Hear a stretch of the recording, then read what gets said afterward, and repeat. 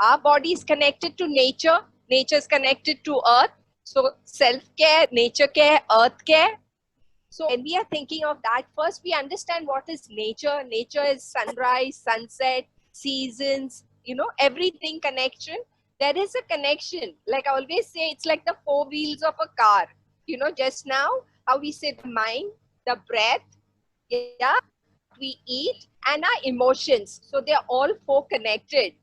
But to understand that cycle, you have to understand what is nature cycle. And in nature cycle, we call it circadian cycle. Yeah, na? That is, there is a timing for everything. There's a time for sunrise, sunset. तो वैसे ही हमारे शरीर का भी timing होता है. So जैसे दोपहर के 12 से रात के 8 बजे तक is a eating, your digestion, जहाँ पे आपकी जठर अग्नि, your microbiome is very live, so it can digest. शाम के 8 बजे से सुबह के 4 बजे, that second cycle where your digestion takes place, where your repairing take place. Please remember, body के 3 काम होते हैं. आपको रोज के लिए एनर्जी देना, यानी आपने क्या पेट्रोल डाल दिया तो उस हिसाब से गाड़ी चलेगी, right? And then there has to be repair. So like Dr. Sarah had kept telling you that the whole cell, every cell regenerates. तो repairing के लिए you have to have time for repair. तो आप रात बजे के बाद मुंह बंद, अगर कुछ भी चाहिए, भूख भी लगी है तो एक गिलास पानी पी लेना, because we have enough of reserve energy. तो डरना नहीं है कि अगर मैंने खाना नहीं खा लिया मुझे चक्कर आ जाएगी, सुबह क्या होगा मेरा. बिल्कुल नहीं. We have enough reserves. पता है ना, गाड़ी में वो जो लाइट बल्ब होती है उसके बाद भी आप 1-2 किलोमीटर और भी आगे जा सकते हो. तो we have that. And your third and the most important cycle is your cleansing. यानी वो सुबह 4, ब्रह्म मुहूर्त के बाद वाला, जो सुबह 4 से दोपहर के 12 तक, दैट इज योर क्लेंसिंग. और सदियों पुराना पता है कि अगर सिस्टम क्लीन है तो कोई बीमारी नहीं आ सकती है. पता है पहले वाले डॉक्टर्स कैसे आपकी नाड़ी देखते थे और बोलते थे पहला पेट साफ करो. तो हमें भी वही विचार होना है कि how can we clean our system. If our system is clean, then repairing takes place, then renewal or regeneration of cells take place. And the beauty is that nature has provided us in plenty. So the first thing in the morning, abhi aaj ke time mein or otherwise in life, is something we in India have so much of herbs. So subah mein wo chai ke badle, if you could have what we call kada, and it's got very simple things which apne kitchen, I always tell kitchen is your dispensary, So usme we have ginger, we have haldi, turmeric, we have pepper, and if you have any heart problem then you have dalchini. So just boil water, add all these things and let it boil nicely. Strain it in your cup, and then add lime or add honey, whatever you prefer, and then have that. तो ये सुबह में आपने पहला काढ़ा तो आपकी immunity तो चलेगी नहीं, दौड़ेगी, and then you continue with fruits. Now why fruits? Yes, in today's time, why fruits? Difficult to get, but even as simple as banana, there's no need to have expensive fruits. मैं kiwi खाऊं या dragon fruit खाऊं, no. You just have simple fruits as good as banana, papaya. The colors in fruits, they are your antioxidants. They really help you out. So even right from jamun, amrut, guava, that is a gold mine kind of thing. So you can have that. So you eat fruits till 12 o'clock because that is where, अगर तुमने सोच लिया कि मैंने रोटी सब्जी खा ली तो it is morning is cleansing time, तो वो सब खाने का विसर्जन हो जाएगा. So instead वो आपको एनर्जी नहीं देगी. और एडवांटेज क्या है कि फ्रूट जैसे अपने मुंह में डाल दिया आपका एनर्जी. और घर में अगर फ्रूट नहीं है तो यू हैव खजूर, यू हैव ड्राई फ्रूट्स जिनका पानी निकाला है. So it's not badam pista, it is anjeer, kishmish, jardalu, all this, khajur. That is why you eat these. These are pure petrol. See how in a car, if it's a petrol car, you won't put diesel, So in the same way, in your body, which is a beautiful car, you will put the right ingredients, right things that will help it to work. help it to function. So my little advice to you is eat natural foods in your lunch. Try and have as much as sprouts if you can, have green leafy vegetable. Just cook in earthenwares, you know, good old time. कुंभार की तो आपने job profession ही निकाल दी. मिट्टी के बर्तन में अगर खाना खा लो तो उसका स्वाद ही कितना अच्छा होता है. Okay, evening 4 o'clock, instead of eating all the kachara, you can always end up eating badam pista. Now this is the time you eat nuts. Why you eat nuts? You have joints, so you need oil, but you don't need sunflower and safflower oil. You need fresh oil coming from the nuts. So nuts, और वो जरूरी नहीं है कि बादाम पिस्ता अखरोट ही खानी है. आपको मूंगफली, आपको तिल, सेसमी, इसमें भी भरपूर मात्रा में आपके ऑयल्स और विटामिन है. So you can have that. And also in the evening the only request is that have your dinner before 8 o'clock. Matlab, I know Jain people have it before 6, which is even double healthy, but preferably have dinner before 8 o'clock. And 8 to 8, you should be fasting, because that will help the body to repair. You know, if I have to travel to Pune, you don't expect a mechanic to sit on my bonnet and I keep driving. Gaadi bigad gayi hai, I have to park. And then, so in the same way, give rest, give pause. And like Dr. Sara has said, every time be with your breath and say thank you all the time. So simple advice is eat healthy, no packet, no anything coming, no processed food. Yes. If everything is in rhythm, then our means body, breath, mind, intellect, memory, ego, and the self. It's 7 layers of the self. If they are in rhythm, तो अच्छे से self care होता है. So what we can do for that rhythm? So we can work on body. We can work on.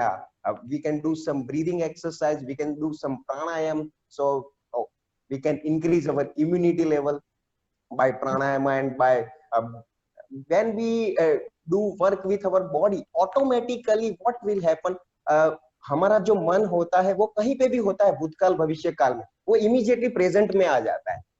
सो ये सबसे अच्छा चीज है कि योग का मकसद ही है कि भाई सब मन को प्रसन्न रखे और प्रेजेंट में रखे.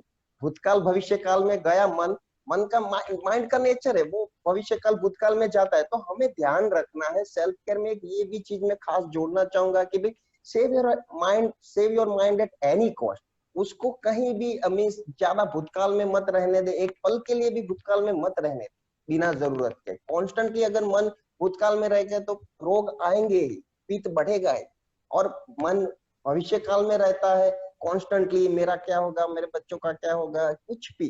तो कॉन्स्टेंटली अगर भविष्य में रहता है तो वायु बढ़ जाता है, फिर टेंशन में रहता है, संशय करता है, मन डाउटिंग करता है. If mind do doubt then what happen, cough increase, respiratory disorders आ जाएंगे. तो everything is connected, all the layers are connected with us. So by working together in all the layers, we can definitely increase our immunity. So one tool is there, breathing. So by breathing we can increase our not only immunity, we can work on all the body systems, nervous system, endocrine system, all the systems, and body, mind, and spiritual. We can unite ourselves with the cosmic energy, individual consciousness to universal consciousness. So this is how we can do self-care. And what we are doing each and every time, we have to watch our thoughts. For example, we have to check our mind if it is our mind is happy or sad. So हमें check करना है बार बार कि हमारा मन प्रसन्न है या दुखी है. So how we can check?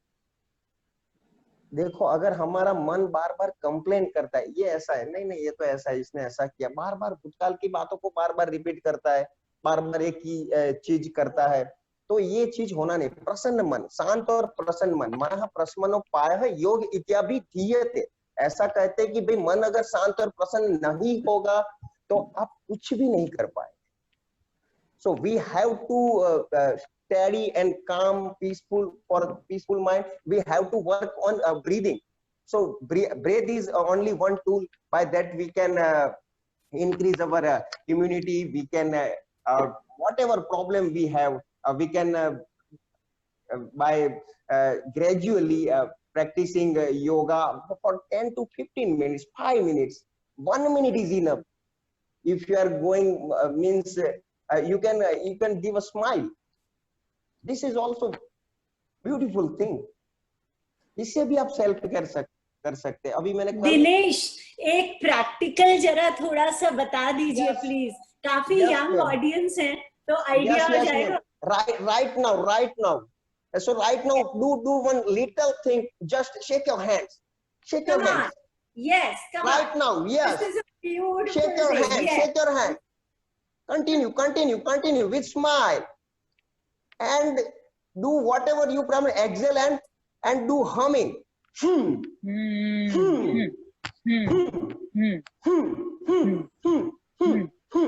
Whatever problem, exhale and release. So whenever you have you want means whenever your mind is not happy, you can do some breathing. Just inhale and exhale. Simply inhale and exhale. So otherwise you can go for one simple technique. I will only 1 minute I will take. Just close your eyes and do humming. Do humming in whatever way. Don't means humming मुझे आता है कि नहीं, मुझे means humming कैसे करूँगा. कोई भी रिदम से हमिंग करे. आपको जो अच्छा लगे वो रिदम से शांति से हमिंग करना है. सिर्फ मुंह बंद करना है और आवाज करना है. शांति से बैठना है. Sit back, spine erect, smile on your face, close your eyes. One long and deep breath in and out.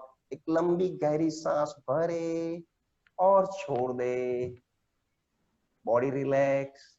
शरीर को ढीला छोड़ दे. माथा सीधा, शरीर सीधा. Once again. और एक बार एक लंबी गहरी सांस भरे और खाली कर दे.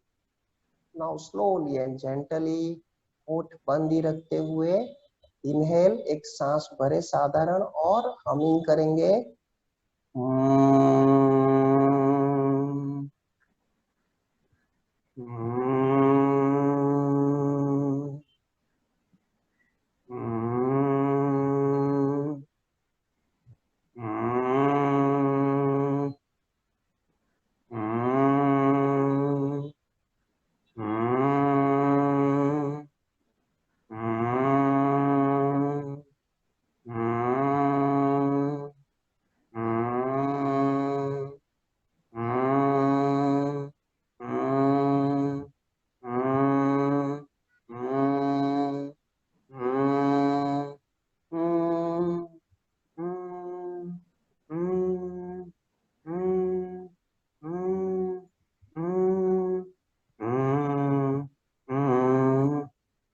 And relax with closed eyes. Wow, that was yes. हाँ. Humming का जो भी फिर yes continue. Yeah. No. Continue. So we can do it for 2 minutes, 3 minutes. Simple humming. Just inhale slowly and when you exhale, do humming. Okay. Immediately your mind relax, happy hormones release, all the chemical means balancing will happen. Gratitude, शुक्राना. So मैं ये मानती हूँ पहली बात तो कि शुक्राना एक प्रार्थना है. किस तरह ये प्रार्थना है? जब आप कहते हो थैंक यू, मतलब जब आप शुक्राना करते हो कि मुझे ये मिला, तो उसका मतलब है आप मानते हो कि कहीं से आया, किसने दिया. तो अगर किसने आपको एक गिलास पानी भी दिया तो आप उनको थैंक यू कहते हो, क्योंकि आप मानते हो कि दूसरा है वो मुझे दे रहा है. ओके. तो जब आप बाहर देखते हो, मतलब समझो आपने कुछ सुंदर फूल देखा या सुबह उठे, अच्छा दिन है, और आप कहते हो कि धन्यवाद, ये बहुत अच्छा दिन है, तो किसने दिया. तो ऑटोमेटिकली उसमें आप मान रहे हो कि कोई ऐसा पावर है जहां से हमको मिल रहा है. तो जो शुक्राना भाव है उसमें ना बहुत शक्तियां हैं. पहली तो ये है कि वो ऑटोमेटिक प्रार्थना है. It's a prayer because you are acknowledging a greater force. कुछ तो है जो देता है. ओके. दूसरी बात शुक्राना की क्या है कि वो हमें मी सेंट्रिक, मतलब मेरे बारे में, सब कुछ मेरे बारे में होता है, एकदम से हमारा दृष्टिकोण उससे अलग कर देते हैं। हमारी दृष्टि वहां जाती है, मेरे से उस तरफ जाती है कि कहाँ से आ रहा है, तो हमारे अपने उससे वो हट जाती है। ओके, और ये बहुत जरूरी है।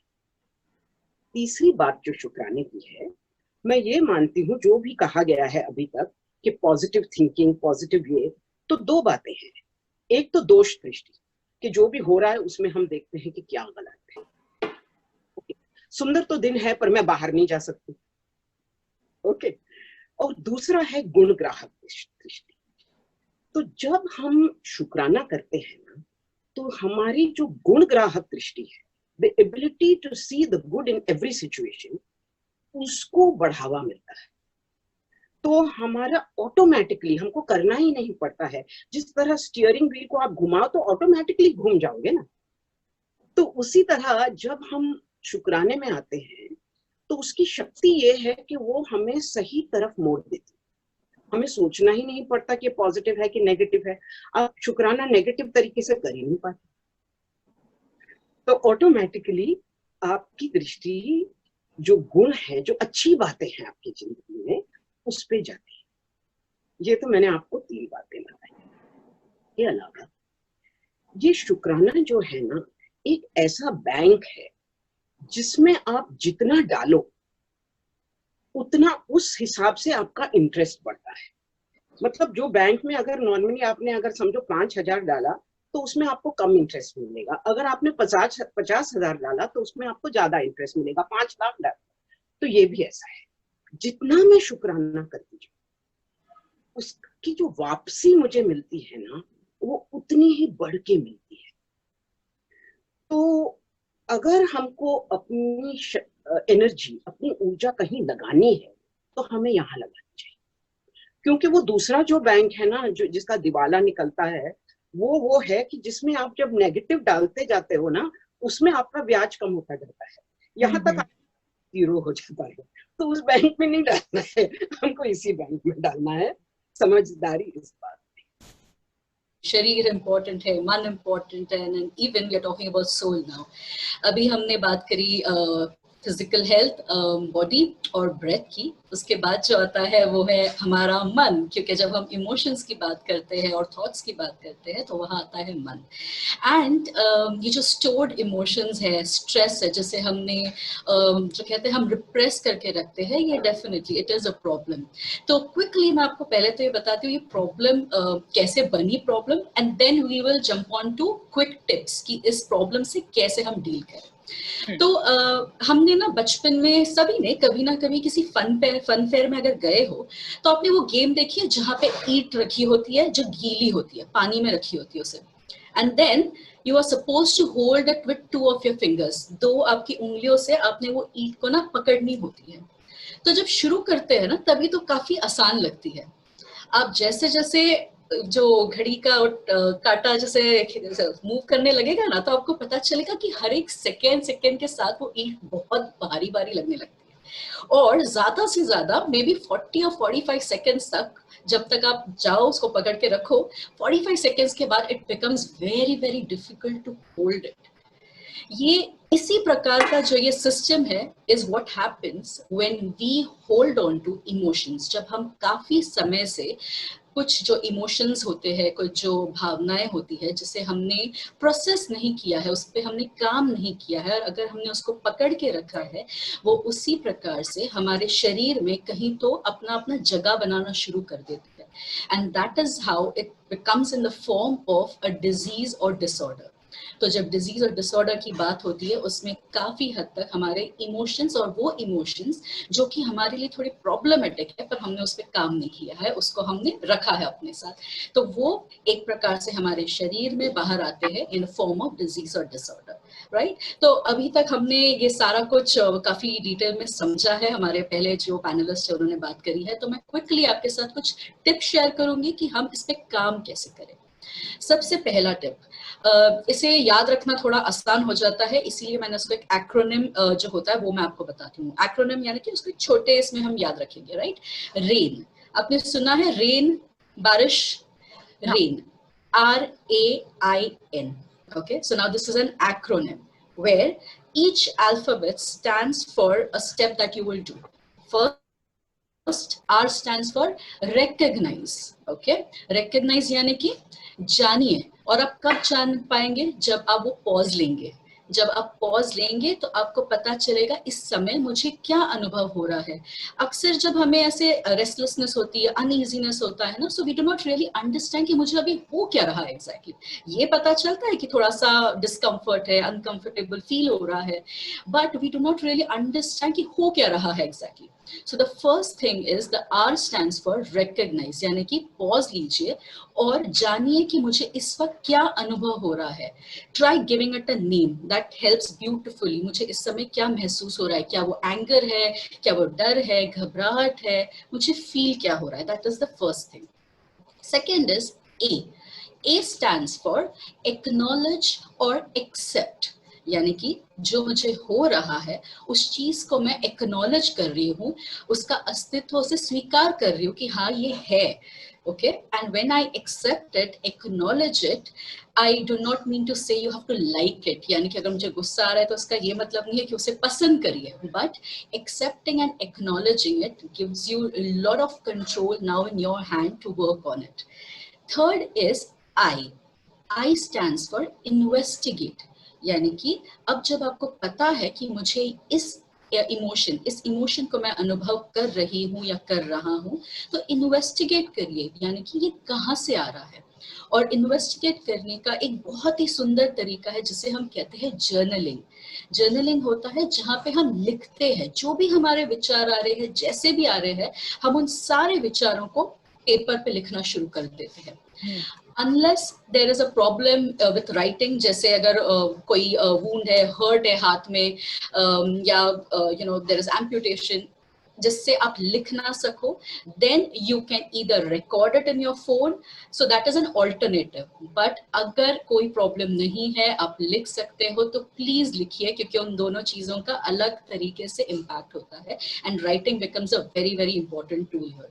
तो लिखने से एक प्रकार से आपको जो आप emotions experience कर रहे हो, उसके पीछे से जो फोर्स आता है ना, जो कि विचारों का होता है, थॉट्स का है, वो लिखने वाली जो हैबिट है वो आपको आपके थॉट्स तक लेके जाएगी कि ये किस प्रकार के विचार है और ये विचार कहाँ से आ रहे हैं. So that is your I. And the last is N, which stands for non-identification. यानी कि जो प्रॉब्लम है, मैं इस प्रॉब्लम से अलग हूँ, मैं ये प्रॉब्लम नहीं हूँ. तो अगर मुझे गुस्सा आ रहा है तो मुझे इस वक्त इस गुस्से से मैं सेपरेट करती हूँ अपने आप को, and then I try to look at it कि ये क्या है, ये कहाँ से आ रहा है. That is how this acronym called as RAIN comes very very handy, where the R stands for recognize, A stands for allow या acknowledge, I stands for investigate, and N stands for non-identification. Right? So Okay. so this is an acronym, और ये बहुत आसान है याद रखना, इसीलिए ये फटाफट हो भी जाता है उस मोमेंट में. Right? Right. And I am also going to share one more quick little tip with you, जो कि एक mindfulness वाली टेक्निक है, जो आप रेगुलर बेसिस पे अपने लिए कर सकते हैं. राइट? तो ये mindfulness टेक्निक का नाम है 5 4 3 2 1. ओके, आसान है. ये हम क्यों करते हैं? क्योंकि जब हमें बहुत इमोशन में होते हैं ना, हम इमोशनली चार्ज्ड अप होते हैं, तो जनरली हमारा जो दिमाग है वो यहाँ वहाँ वॉन्डर करने लगता है. सो ये जो टेक्निक है ये इमीडिएटली ग्राउंड करती है आपको. क्यों? क्योंकि हम यहाँ पे हमारे सेंसेस का इस्तेमाल करते हैं, and the moment you start using your senses, all the attention, the thoughts, all of that comes back to your body. इसीलिए हम इसको ग्राउंडिंग टेक्निक करते हैं. इसको करना क्या, so इसको करते कैसे है? 5 stands for your eyes. 5 चीजें देखिए अपने एनवायरनमेंट में. The first 5 things that you can see. And see से मेरा मतलब है देखिए और उसके ना बारीकियों में जाइए. सिर्फ देखना नहीं है. आप जब देखो तो उसकी बारीकियों में जाओ. अगर दरवाजा देख रहे हो तो इसकी लंबाई कितनी है, चौड़ाई कितनी है, इसमें कोई क्रैक गई है क्या. So get into the detail. Okay? Do this for 5 different things. 4 stands for touch. So you're going to touch 4 different things. get in touch with the feeling. How does it feel? Texture कैसा है? Smooth है क्या? Rough है क्या? किस प्रकार का है? कपड़ा है तो मलमल है क्या? तो जिस चीज को आप छूओगे उसकी फीलिंग, उसको कैसा फील आ रहा है आपको छू के, उसके साथ कनेक्ट करिए. ऐसे आप 4 अलग अलग चीजें करेंगे. Then we have 3. 3 is for you will try to listen. You will hear 3 different sounds in your environment. It could be any. 3 अलग अलग आवाजों को सुनने की कोशिश करिए. क्या कहीं दूर से कोई गाड़ी जा रही है, उसका हॉर्न सुनाई दे रहा है, या बगल वाले घर में किसी के घर में कोई बर्तन गिर गया है, उसका साउंड आ रहा है, या किसी ने लाउड स्पीकर पे कोई म्यूजिक चलाया है. उसके डिटेल में जाइए. ट्राई टू अंडरस्टैंड ये कितना दूर से आ रहा है, क्या ये गाना मैंने कभी सुना है. So again you are going into the details of it. फिर आता है 2. 2 में क्या करना है? अपने नाक का इस्तेमाल करना है. आप सूंघिए अपने एनवायरनमेंट में 2 ऐसी स्मेल्स जो आप सूंघ सके. क्या किसी ने परफ्यूम लगाया है, वो फ्रेग्रेंस आ रहा है, किसी ने कहीं तड़का मारा है खाने का, उसका स्मेल आ रहा है. तो you are going to smell, you are using your nose here. And the last one is 1, that is your tongue. इस वक्त, इस मोमेंट में मेरे टंग पे कौन सा टेस्ट आ रहा है, it will always be different. सो 5 4 3 2 1 देखना है, हाथ से छूना है, सुनना है, नाक से सूंघना है, and your tongue. So when you do these 5 4 3 2 1, ये ग्राउंडिंग टेक्निक है जहां पे immediately it brings your attention back to your body, and that becomes a wonderful tool to take more charge of your emotions in a given situation.